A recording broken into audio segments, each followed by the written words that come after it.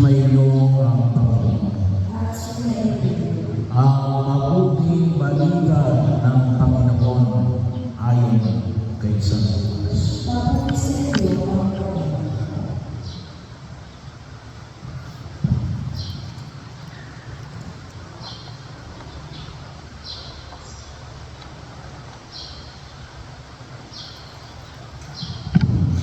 Noong panahon ng mga publikano ng mga kasalanan ay nagsisinabi upang makinig kay Jesus, nagmulong-mulungan ng mga Pariseo at ng mga Iskriba. Ang sabi nila, ang tao ito'y nakikisalamuhan sa mga makasalanan at nakikisabi sa kanila. Kaya sinabi sa kanila ni Jesus ang kalinhagan ito. Isang tao may dalawang anak na lalaki, ang wika ng bunso, Ama, ibibigay na po ninyo sa akin ang mamanahin ko. At binahagi sa kanila ng ama ang kanyang ari-arian. Pagkalipas ng ilang araw, ipinagbili ng bunso ang kanyang ari-arian at nagtungo sa palayang lupain. Taglayan po niyang kayamanan. At ito'y nilusay na lahat sa liwas ng pamumuhay. Nang malusay na niya ang kanyang kayamanan, nagkaroon ng matinding lungkot sa lupain niyon at nagdalita siya. Kahit namasukan siya sa isang mamamayan ng lupain niyon, siya'y pinapunta nito sa lupain upang mag-alaga ng mamoy. Ibig sana niya punan ang kanyang pagkain kahit ng mga bungang kahoy na ipinakakain sa trabaho. Ngunit walang pagbigay sa kanya. Nang mapag-isip-isip niya ang kanyang ginagawa, nasabi niya sa sarili, ang mga alula ng aming ama ay sapat na pagkain at lumalabis pa. Samantalang ako'y namamatay ng gutom dito.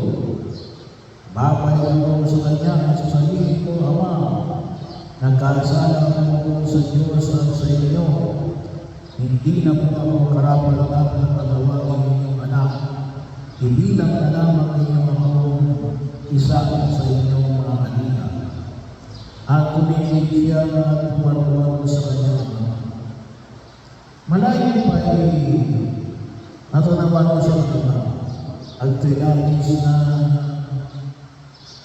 nahabaw sa kanya, kaya pala po siyang sinalubo. Niyakap at tinangkang, sinabi ng anak, Ama, nagkasala ako sa Diyos at sa inyo, hindi na po ako karapat-dapat na tawagin ng anak. Ngunit tinawag naman ang kanyang mga alula, madali. Dahil inulit ang pinakamausok na gabi at isuot sa kanya. Suotan siya ng sisi ng kanyapa. Kunin ang pinagabang buyan ng pagkain. Kumain tayo at magsaya sapagkat namatay na ang anak ko ito. Ngunit muling nabuhay. Nawala, ngunit nasumpungan. At sila'y nagsaya. Nasa bukid doon ang anak na panganay. Umuwi siya at ang malapit sa bahay ay narinig niya ng tugtugan at sayawan. Tinawag niya isa sa mga alila at tinanong, bakit? May ano sa atin? Dumating po ang iyong kapatid tungkol ng alila. Ipinapatay ng ama ang pinagawang buyan. Sabagat nagbalik siyang buhay at walang sakit. Nagaling ang panganay at ayaw niyang pumasok sa bahay. Kaya lumabas ang kanyang ama, inamong-amo siya. Ngunit sinabi nito, pinaglingkuran ko po kayo sa loob ng maraming turuan at kailan may hindi kayo sinuway. Ngunit ibig sa hindi niyo pamiligyan ng kain sa bisilo ng linggo para magkaluwaan kami ng aming mga kaibigan.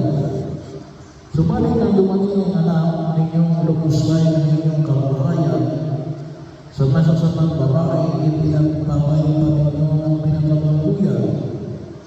Sumagot ang ama, anak, dahil kitang kapilit, ang lahat ng ari-arian pa sa iyo.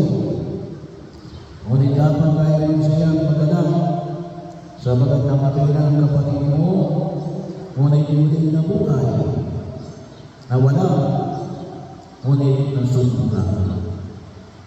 Ang mabuting balita ng Panginoon.